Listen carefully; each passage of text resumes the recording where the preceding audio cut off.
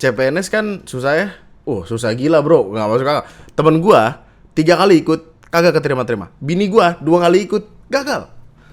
Sekalinya ada yang berhasil dengan skor tertinggi, gagal karena tinggi badan. Nah. Ada mobil truk bawa kasur kecelakaan, kasurnya diambil.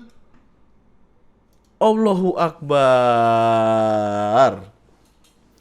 Emang lu kagak takut tidur punggung lu kelipet? Masa batal bawa paksa buaya setelah digigit?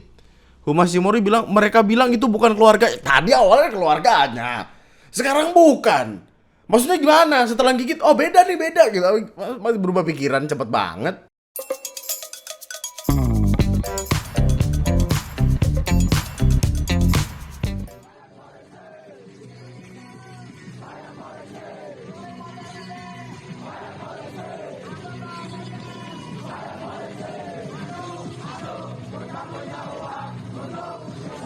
Halo semuanya, selamat malam. Selamat datang kembali di TNM.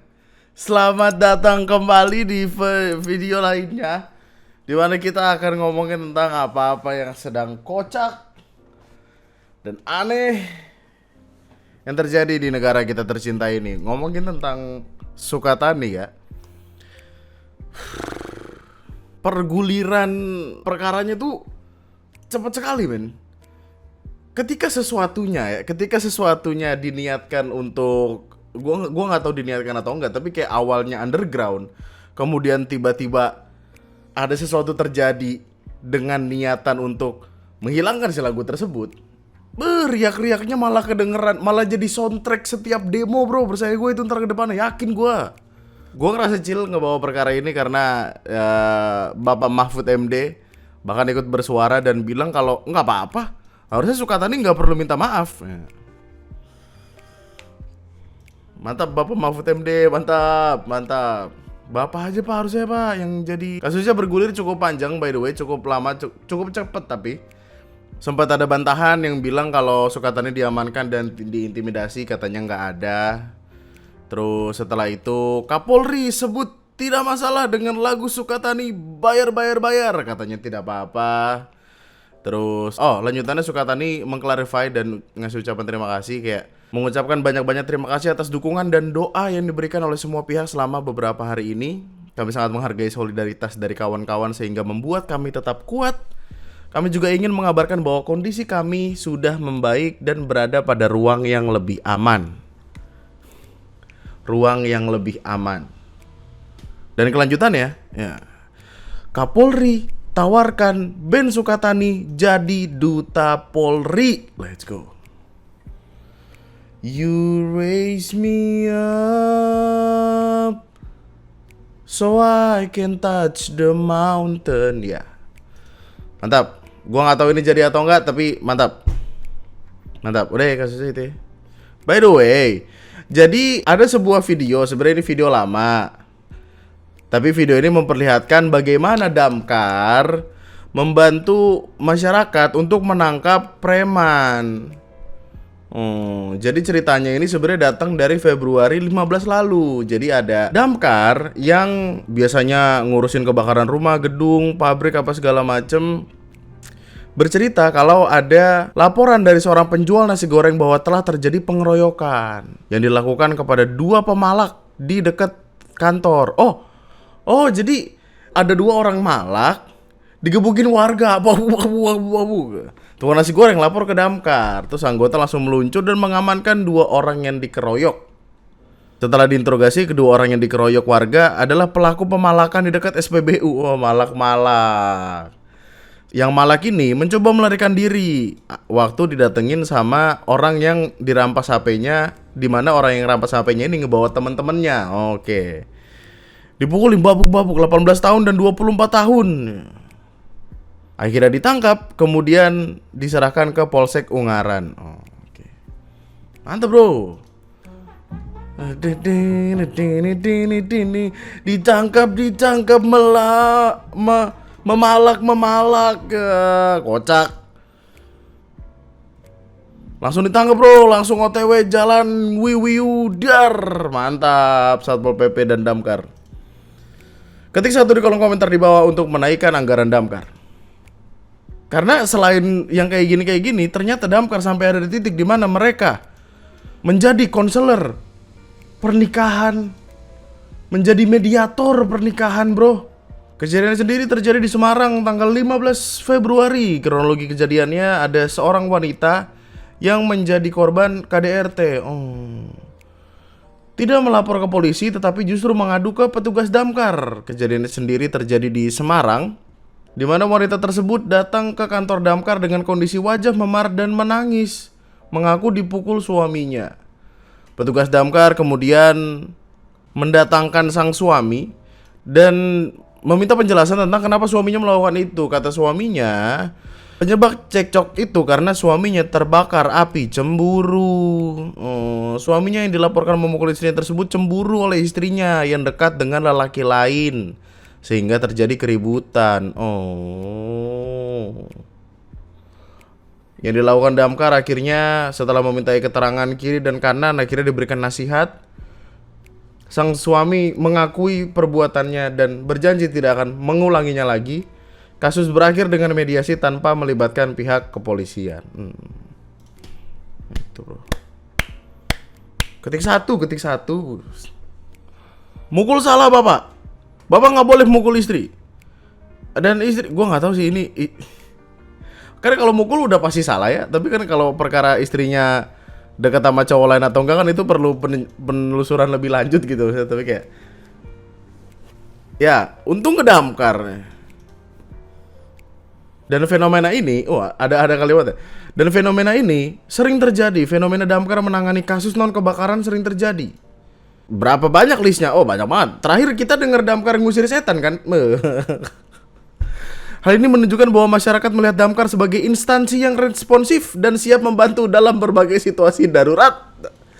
Petugas damkar menyatakan bahwa mereka selalu siap membantu, tetapi tetap menyerahkan korban untuk melapor ke pihak berwenang, seperti kepolisian atau dinas sosial, khususnya di kasus KDRT ini ya.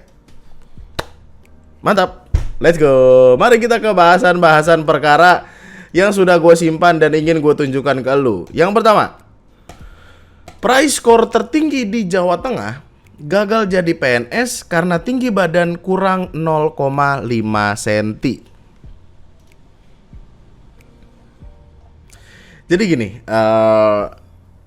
CPNS kan susah ya. Susah gila bro, gak masuk akal.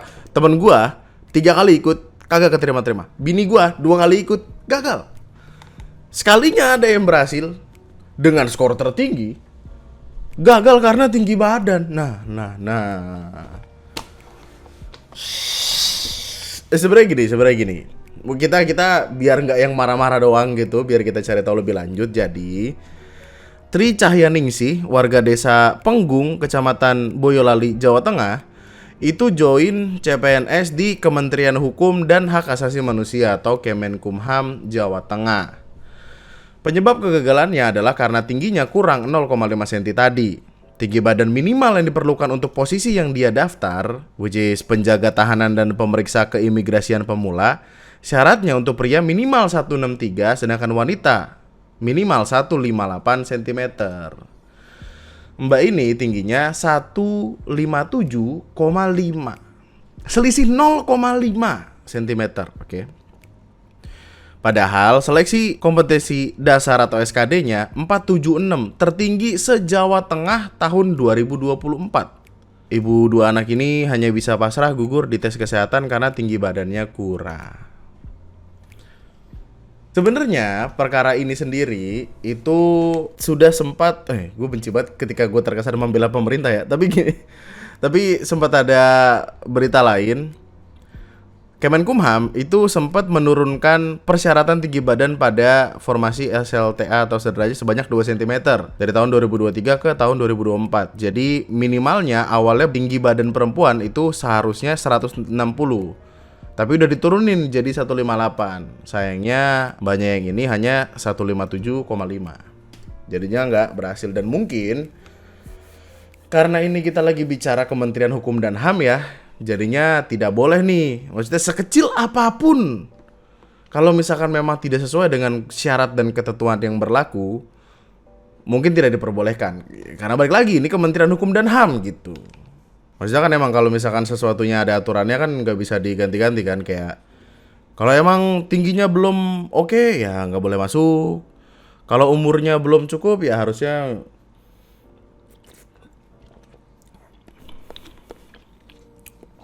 Selain itu kan dia mau melamarnya di Kemenkumham di bagian penjaga tahanan dan pemeriksa keimigrasian pemula.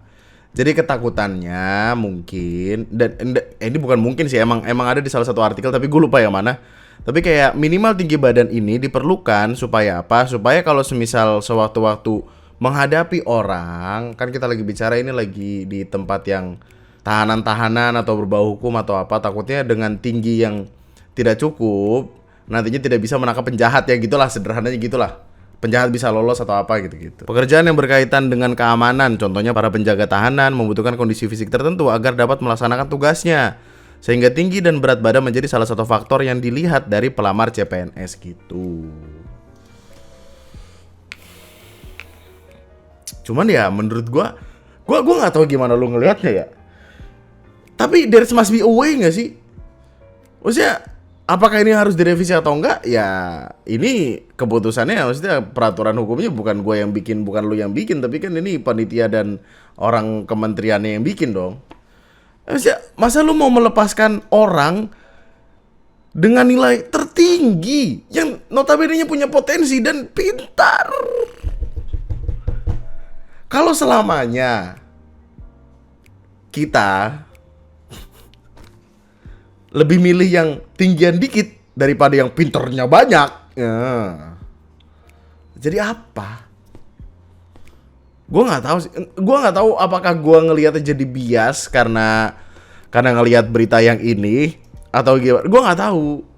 Soalnya kan akibat perkara ini, perkara yang 0,5 cm beda nggak bisa masuk ini, orang jadi ngelempar perkaranya ke Letkol Rosita Baptiste.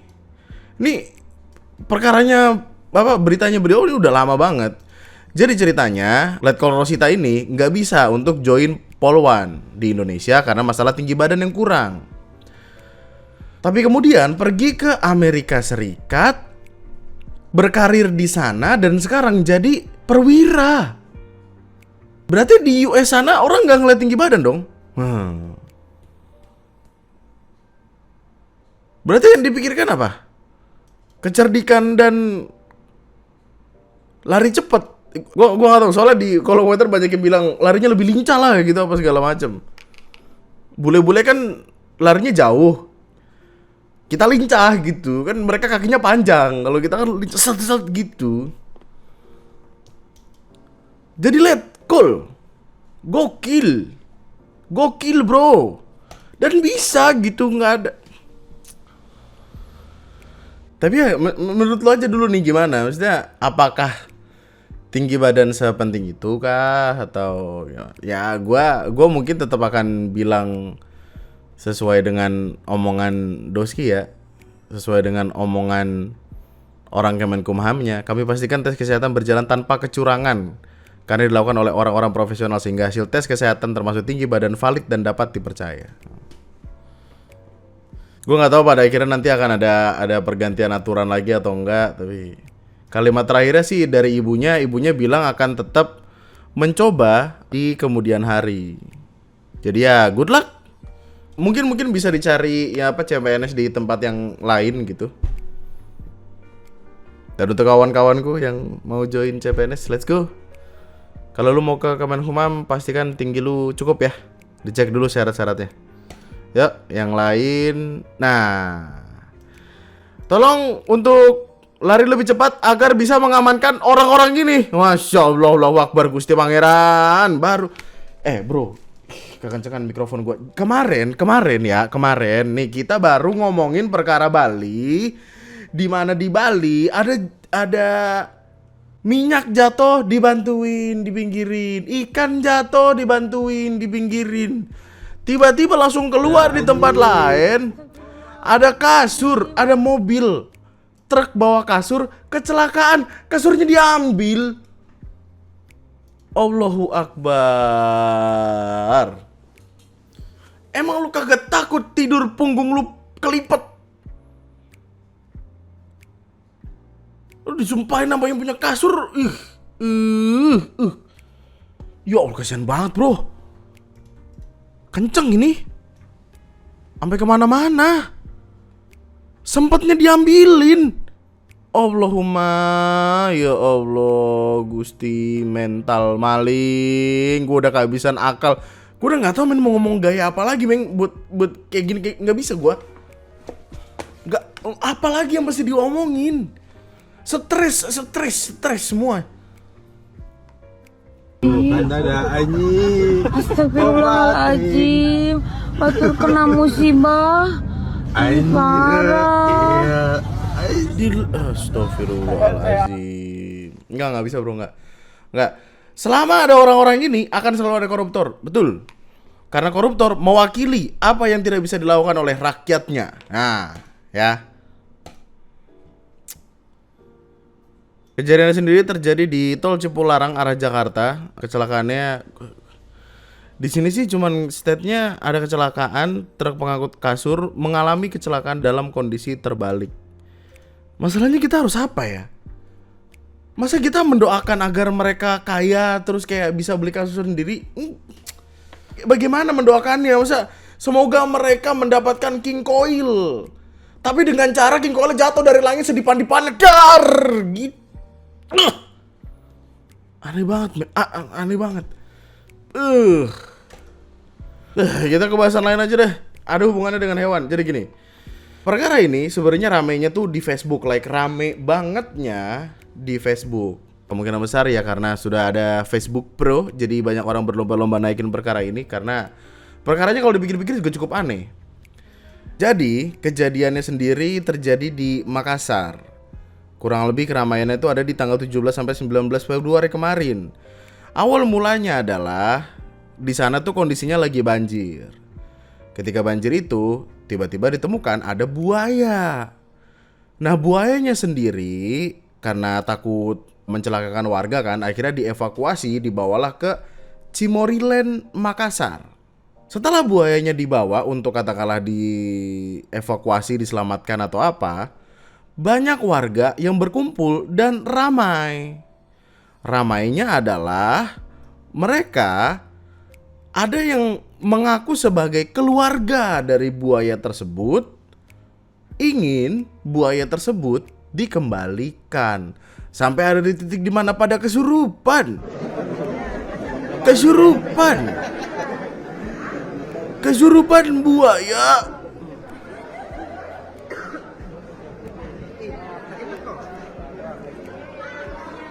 Warga yang mengaku keluarga dari buaya itu pun mendatangi dan berinteraksi dengan buaya tersebut. Menurut keluarga yang telah berkomunikasi, jika buaya tersebut tidak dikembalikan dari asalnya, buaya itu akan runtuhkan bangunan di sekitar malam itu juga. Nih videonya. Bah, saya Nabila nih kalau tidak dikasih keluar ini malam runtuh ini di sini bangunan. Teh lagi bulu, teh apalagi kabulu.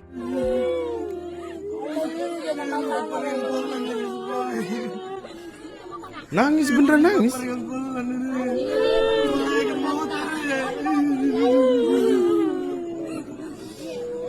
Nangis. Bang, buaya bang, hati-hati bang. Dielus-elus.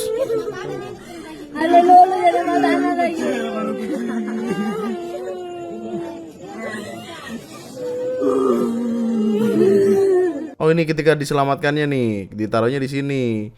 Dan kemungkinan ketika diselamatkan itu dibius atau diapain, gue nggak gitu tahu. Soalnya kelihatan buayanya itu seperti tidak bergairah, maksudnya kayak diem aja, lemes aja, gitu-gitu kan.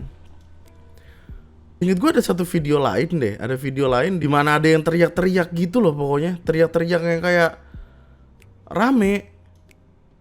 Oh ini. Aduh, gue nggak ngerti lagi ini bahasanya.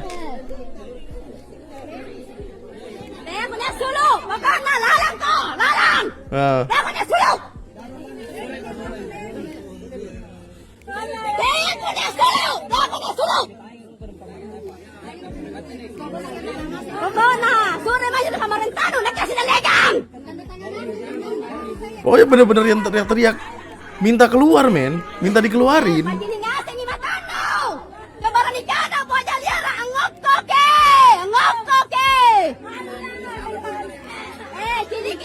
Gua nggak tahu itu artinya apa. Mungkin ada yang dari Makassar bisa membantu mengartikan itu kepada saya.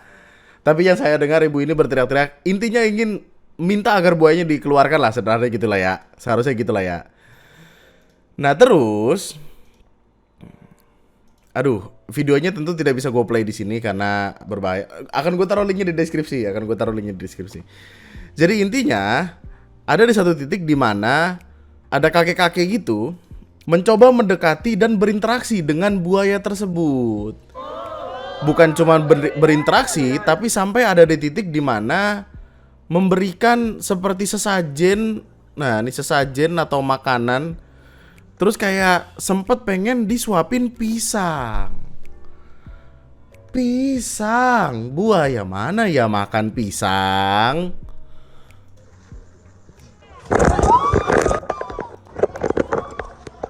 Sekali lagi gue tidak bisa menampilkan itu, tapi ya itulah yang terjadi. Tangannya itu digigit, digigit. Terus kan ya lu tau lah bagaimana caranya buaya mematikan mangsanya kan, death roll kan. Jadi kayak buayanya akan muter terus bisa putus. Dan by the way beneran putus. Dimana videonya cukup menyeramkan kalau dipikir-pikir. Tapi ya what do you expect gitu. Maksud gue ini kan kita lagi bicara buaya bro. Ini bukan buaya yang aku ngechat sama kamu doang kok gitu. Bukan buaya yang itu, bukan. Ini buaya gitu. Digigit, putus dong. Iya dong. Dan hancur men tangannya. Tangannya hancur, terus ada x-ray. Tangannya apa? Tulang atasnya patah.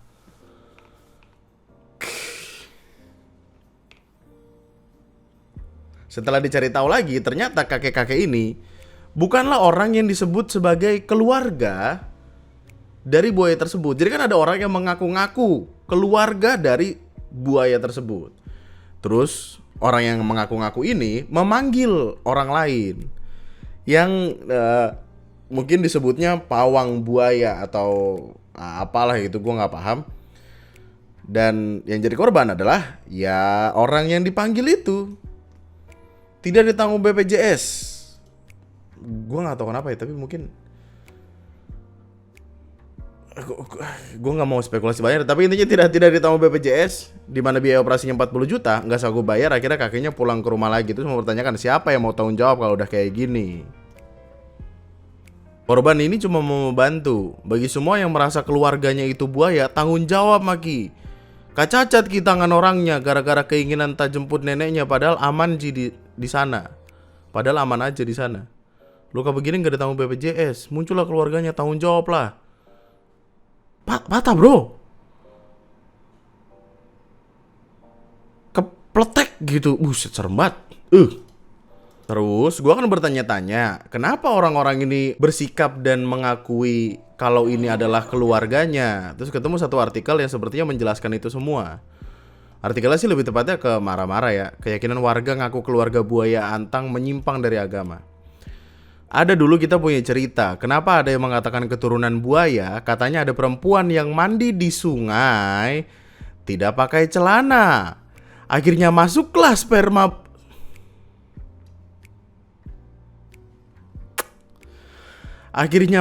sperma buaya ke alat kelaminnya. Itulah katanya lahirlah itu buaya. Tapi tidak ada itu keturunan buaya. Kepercayaan kita semua berasal dari Nabi Adam, betul. Tidak mungkin dari buaya, tidak ada kepercayaan begitu. Kulukum min Adam, semuanya kalian dari Adam. Terus keyakinannya dibilang mengarah ke musyrik. Kalau gue nggak salah, koreksi gue kalau gue salah ya. Tapi kalimat yang beredar adalah mitos-mitos itu, kalimat-kalimat itu berasal dari kepercayaan warga sekitar yang turun-menurun gitulah, di mana mereka meyakini buaya tersebut sebagai saudaranya dan keturunan dari orang tuanya. Gitu. Masalahnya setelah perkaranya rame, sempat ada satu info lagi kalau gue nggak salah. Kan perkaranya rame kan, terus ada korban gitu. Keluar artikel yang bilang, masa batal bawa paksa buaya setelah digigit? Humas Cimory bilang, mereka bilang itu bukan keluarga. Tadi awalnya keluarganya, sekarang bukan. Maksudnya gimana? Setelah gigit, oh beda nih, beda gitu. Masih berubah pikiran cepet banget. Ya. Biarkan dia bilang, gak usah diambil, biarkan di sini, itu bukan keluarga kami. Bahkan banyak pernyataan seperti itu setelah kejadian. Tapi sebelum kejadian mereka semua ngaku itu nenek kami, keluarga. Kadang orang tuh suka lupa bro, suka lupa apa yang dia bilang kemarin. Ini yang terjadi. Oh nih, tuh kan bener. Buaya itu dalam pengaruh bius sehingga dia tidak bergerak. Makanya bisa yang sampai dipeluk-pelukin, dicium-ciumin gitu. Dan mungkin mereka merasa kayak, oh dia diem aja, berarti benar keluarga gue gitu. Padahal dibius. Nah bener kan. Biusnya hilang ya udah habis pada. Ya. Keluargaku jangan tinggalkan aku.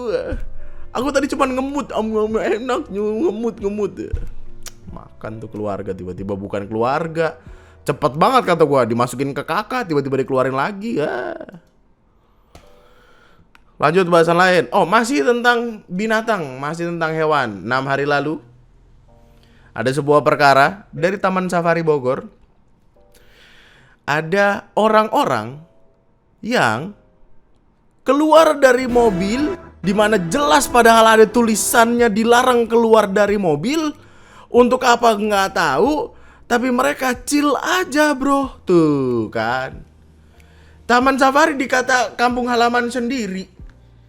Dikata kebun punya abang, itu begitu. Meskipun pada akhirnya gue harus clarify dulu. Maksudnya sebenarnya ada yang salah dengan editing ini. Jadi di editing ini kan kayak awalnya ngasih lihat singa kan, tempat singa, macan, singa tempat singa. Terus tiba-tiba transisi ke ibu-ibu yang keluar mobil. Takutnya orang di internet mikirnya kayak, keluar kandang singa gitu. Enggak, padahal enggak. Ini kalau lu pernah ke Taman Safari, flamingo ini itu tandanya ini awal-awal baru masuk kalau gua nggak salah. Yang mana ya masih di habitatnya, maksudnya di tempat bukan yang tempat singa, macan, beruang gitu, enggak. Ini di tempat yang burung-burungan sebenarnya. Tapi apa kalau boleh keluar? Ya enggak, tetap enggak, anjir. Lu kalau lihat, men, ini jelas tertulis dilarang keluar dari mobil. Di bawahnya ada 3 bahasa berbeda. Kok mereka tidak mengerti? Ada 3 bahasa manusia yang bisa dibaca, tulis apa, latarnya kuning, kelihatan banget dong harusnya. Masa tidak mengerti? Bahasa mana lagi yang ibu ngerti? Ada 2 ibu-ibu dan 3 anak kecil. Kok bisa semuanya tidak bisa membaca? Tidak mungkin dong. Iya dong. Ibu-ibu ini harusnya generasi yuk, nah harusnya bisa baca, mengerti. Gue nggak tahu itu korelasinya apa, tapi buat gue lucu. Mereka harusnya mengerti. Kenapa? Aneh banget lu. Mahal loh, men. Maksudnya Taman Safari cukup mahal, 200 berapa gitu. Dan harusnya itu cukup nggak sih untuk menyortir orang-orang gitu? Kita 200 sekian tuh 1 orang. Mereka punya duit, kesini bawa duit, otaknya ketinggalan tuh samping singkong ya, samping timun, samping bonteng, tau bonteng. Nah, di Kolkas, ya. Komenannya lihat. Orang Eropa dan Amerika nggak percaya dibilangin kalau makhluk prasejarah masih eksis di Indonesia. Ya. Alasan kenapa pada akhirnya kita tidak diperbolehkan untuk keluar dari mobil di Taman Safari itu sebenarnya sederhana. Berbahaya untuk kita, itu 1. Berbahaya untuk pengunjung lain, itu 2. Berbahaya terhadap hewan-hewan yang ada di sana. Karena takutnya lu bawa penyakit, ya nggak sih? Lu bawa masalah. Hewan-hewan ini ditaruh di sana supaya kagak banyak ketemu sama lu pada, biar kagak jadi masalah. Coba keluar depan kandang macan sana kalau kagak diemut lu. Nah. Banyak nyamuk ya, pakai sopel kali. Ya. Kenapa cuma sampai sikut? Nah, tangan lu lagi diemut sama macan tuh di ujung. Kagak danta bet. Lu kalau misalkan di Taman Safari ya, klakson kan nggak boleh karena akan mengganggu kelas lu nggak boleh. Kalau di tempat macan, lu harus jalan terus, lu nggak boleh berhenti. Keluar aja tuh bocah, buset. Dan tebak apa yang terjadi? Di blacklist mereka. Ya iyalah. Apalagi yang bisa terjadi? Ya iyalah pasti di blacklist. Plat nomornya diapalin. Dan mereka tidak diperbolehkan lagi untuk datang ke Taman Safari. Di blacklist selamanya. Plat nomornya doang sih. Orangnya gue nggak tahu apakah kelihatan mukanya dari blacklist juga atau enggak. Harusnya sih banyak CCTV ya di sana. Tapi ya plat mobilnya ketahuan terus. Ya udah. Memutuskan untuk tidak membiarkan mereka kembali ke Taman Safari. Kalau mau kembali ke hutan. Apa ya yang membuat mereka begini gitu? Maksudnya apakah mereka menganggap ini adalah kebun binatang? Apa sih? Ragunan? Kan beda ya. Iya aneh banget orang najis. Enggak aneh. Ini juga lagi orang aneh. Apaan sih? Bitner Sianturi, warga Magetan menuntut pedagang sayur keliling atas nama Marno dan 4 orang lainnya sebesar 540 juta karena telah membuat kerugian pada tokonya. Ia mengaku tokonya menjadi sepi karena keberadaan penjual sayur. Lu menghasut warga gimana, Marno? Kok menghasut warga melarang cari makan gitu? Emang yang perlu makan ini, orang lain sana nggak perlu cari makan? Apa maksud? Kau menghasut orang lain, lu nggak boleh cari makan di sini. Emang kampung mana? Siapa yang menghasut? Kamu menghasut kemana-mana, kamu seluruh. Emang lurah siapa? Raja di Buset, nunjuk-nunjuk gitu. Orang gue sih gue gigit. kemana-mana, kamu seluruh. Emang lurah siapa? Raja di sini. Saya nggak menghasut. Kamu menghasut warga di sini. Bahwa kamu larang cari makan, ha? Kamu ngadu kemana-mana. Kamu lah udah dilapor ke pengadilan, kamu masih ngayel. Kamu jagoan di sini. Kamu tak perlu makan, perut kamu tak perlu makan, keluargamu tak perlu makan. Para pesen nggak perlu cari makan. Kampung sana kalau bikin rusuh, jangan di kampung orang kamu masih jagoan. Apa sih? Buset, aneh banget orang. Jadi, Bitner mengklaim bahwa keberadaan pedagang sayur keliling menyebabkan tokonya sepi pembeli. Ia merasa mengalami kerugian finansial dan kehilangan rasa percaya diri akibat persaingan ini. Enggak. Alfamart sama Indomaret depan-depanan mulu tapi kagak pernah begini. Apaan sih? Kepala desa Pesu ikut digugat karena diduga memberikan izin kepada pedagang sayur keliling untuk berjualan di wilayah tersebut. Ya Allah. Allahu Akbar. Paringono sabar, kuat selamat langgeng sentoso. Dari kabar yang beredar, ternyata gugatannya itu sudah dilayangkan sejak 2022. Oh, makanya tadi dia bilang di sini udah dilaporin pengadilan masih aja begini-begini. Lah. Apa sih kocak? Nggak boleh hidup suka-suka sendiri. Orang lain juga perlu cari makan. Bukan kamu tak perlu cari makan. Kamu tahu nggak? Berapa banyak toko warung sini mati gara-gara kamu? Kamu jagoan? Enggak. Hah? Emang kamu tak perlu makan? Tanya orang pesu nih. Kesel gua. Enggak usah. Enggak. Terus akhirnya dia di demo balik bro. Ribuan tukang sayur keliling datangi pengadilan negeri. Ratusan juta rupiah yang dilayangkan terhadap Sumarno dibatalkan. Ada 400 juta, ada yang 500 juta. Jalan rusak Silumur baiki. Kita bebas Pak berdagang di mana-mana ada pedagang sayur keliling. Padahal di desa. Kenapa sampai jalan desa minta perbaiki? Tukang sayur lu tuntut 500 juta gimana?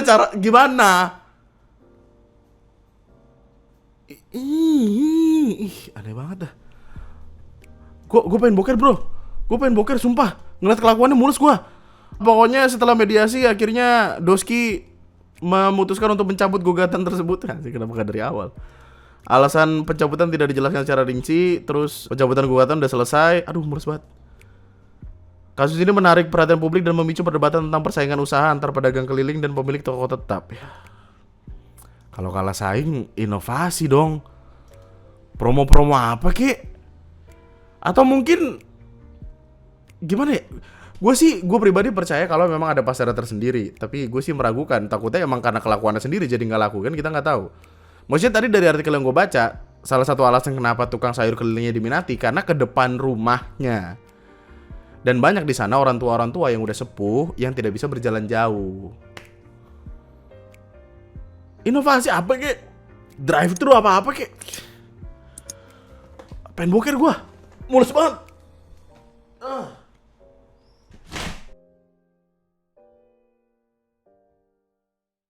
Kita semua harus bangga jadi orang Indonesia. Ya kita kritik bangsa kita, tapi kritik yang membangun. Jangan kritik merasa semua jelek, semua jelek. Kalau jelek pindah aja kalau dari Indonesia ini. Apakah kritik harus membangun? Dengan membedah makna dari dua kata tersebut dapat kita lihat ada ketimpangan makna yang tidak sejalan. Kritik ya kritik. Bahkan seorang cendekiawan turut berbagi opininya. Berkritik itu harus tajam, menghujam, menguliti. Nggak harus membangun. Boker dulu.